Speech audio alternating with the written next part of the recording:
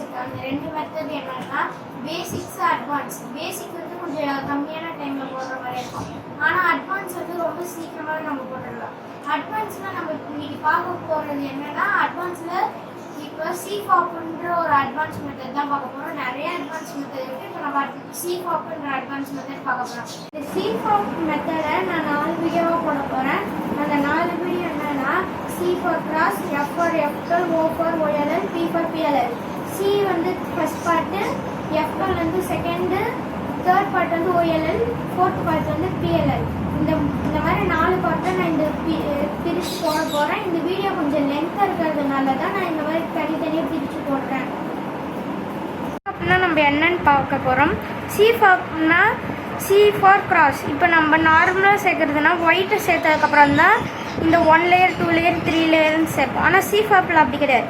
CFOP எப்படின்னா first C for cross, இந்த மாதிரி ஒயிட்டை க்ராஸாக சேர்க்குறது. C for cross, F for F12. F12னா இந்த மாதிரி இந்த 2 பிளாக்ஸ் இருக்கிறதுல நம்ம ஃபஸ்ட் லைன் சேர்ப்போம், செகண்ட் லைன் சேர்ப்போம்.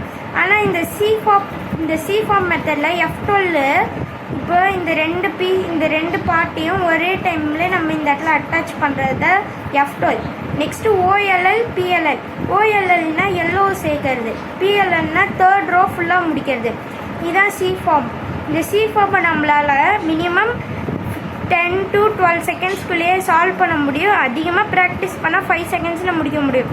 என்னால் இப்போ வந்து இது வந்து 53 செகண்ட்ஸில் என்னால் இது முடிக்க முடியும். இது எப்படி பண்ணலான்ட்டு பார்க்கலாம் வாங்க. இப்போ நம்ம ஃபஸ்ட்டு இதை ஷஃபிள் பண்ணிப்போம். உங்களுக்கு எப்படி வேணுமோ ஷஃபிள் பண்ணிடுங்க.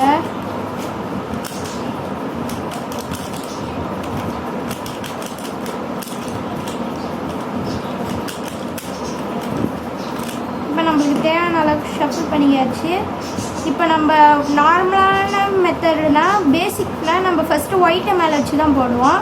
இந்த CFOP மெத்தடில் எப்படின்னா இந்த அட்வான்ஸில் ஒயிட்டை கீழே வச்சுட்டு எல்லோவை மேலே வச்சுக்கணும்.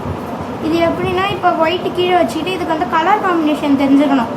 இப்போ வந்து ஒயிட்டு இப்போ நம்மளுக்கு ஃப்ரண்ட்டில் வந்து ஆரஞ்சு இருக்குது. இந்த இடத்துல சென்டர் பார்ட் ஆரஞ்சு இருக்குது, நம்மளுக்கு மேலே ஒயிட். இப்போ ஆரஞ்சோட லெஃப்ட் சைடு என்னன்னு கேட்டால் ப்ளூ, ஆரஞ்சோட ரைட் சைடு என்னன்னு கேட்டால் க்ரீன். இப்போ க்ரீன் வச்சுக்கிட்டா க்ரீனோட லெஃப்ட் சைடுனா ஆரஞ்சு, க்ரீனோட ரைட் சைடுனா ரெட்டு, அப்புனா ஒயிட்டு, டவுனுனா எல்லோ, பேக்குனா ப்ளூ. இந்த மாதிரி கலர் காம்பினேஷன் நீங்கள் நல்லா கற்றுக்கிட்டீங்கன்னா இப்போ கீழே வச்சு இப்படியே நீங்கள் ஸ்பீடாக சால்வ் பண்ணிடலாம். இப்போ கிராஸ் எப்படி பண்ணுறதுன்னு பார்ப்போம். ஃபஸ்ட்டு கிராஸ்க்கு நம்ம இப்படி வச்சுக்கணும், ஒயிட்டை கீழே வச்சுக்கிட்டு. இப்போ ஒயிட்டு கீழே வச்சுக்கணுதுக்கப்புறமா நம்மளுக்கு ஃபஸ்ட்டு இங்கே நம்மளுக்கு என்ன இருக்குது, க்ரீன் கலர் இருக்குது, க்ரீனுக்கு கீழே ஒயிட். இப்போ க்ரீன் ஒயிட் பீஸ் நம்மளுக்கு எங்கே இருக்குதுன்னு பார்க்கணும். க்ரீன் ஒயிட் பீஸ் இங்கே இருக்குது. நம்ம இது சிம்பிளாக எப்படி எடுத்துகிட்டோம்னா நம்ம இதுக்கு நேராகவே வச்சுக்கணும். நேராக வச்சுக்கிட்டு இப்படி திருப்பினா நம்மளுக்கு சால்வ் ஆகலை.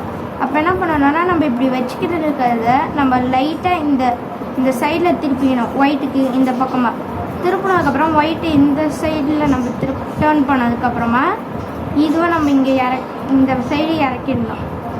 இறக்குனதுக்கப்புறம் இப்படி கொண்டு வந்தால் நம்மளுக்கு க்ரீனோட ஒயிட் க்ரீன் மிக்ஸ் ஆகிடுச்சு. இப்போ வந்து நம்ம ஆரஞ்சுக்கு ஒயிட் ஆரஞ்சு அந்த பீஸ் எங்கே இருக்குதுன்னு பார்ப்போம். எனக்கு ஒயிட் ஆரஞ்சு இங்கே இருக்குது. இப்போ ஆரஞ்சுக்கு நேராக கொண்டு வந்துட்டோம். நம்மளுக்கு மாறி இருக்குது. இது எப்படின்னா இந்த ஒயிட்டு மேலே இருந்து ஆரஞ்சு இந்த சைடில் இருந்தால் நம்ம சாதாரணமாக இப்படி டேர்ன் பண்ணாலே இப்படி வந்துடும். ஃபஸ்ட்டு சொன்ன மாதிரி இந்த சைடில் வச்சுக்கிட்டு இந்த பீஸை நம்ம இந்த சைடாக டேர்ன் பண்ணிடணும். டேர்ன் பண்ணிட்டு இந்த ஒயிட்டை நம்ம இங்கே கொண்டு வரணும். கொண்டு வந்தோடனே நம்மளுக்கு இங்கே வந்துடுச்சு. நம்ம ஃபஸ்ட்டு சேர்த்த க்ரீனும் கலையாமல் அங்கே இருக்குது, ஆரஞ்சும் அங்கே இருக்குது. இது அப்படியே நம்ம ஆரஞ்சுக்கு நேராக கொண்டு வந்தால் ஆரஞ்சும் மிங்கில் இருக்குது, ஒயிட்டும் இருக்குது, க்ரீனும் அதே மாதிரி இருக்குது, எதுவுமே கலையில். இப்போ ரெட்டுக்கு நம்மளுக்கு நார்மலாகவே இங்கே இருக்குது. நம்ம அதே மாதிரியே பண்ணணும்.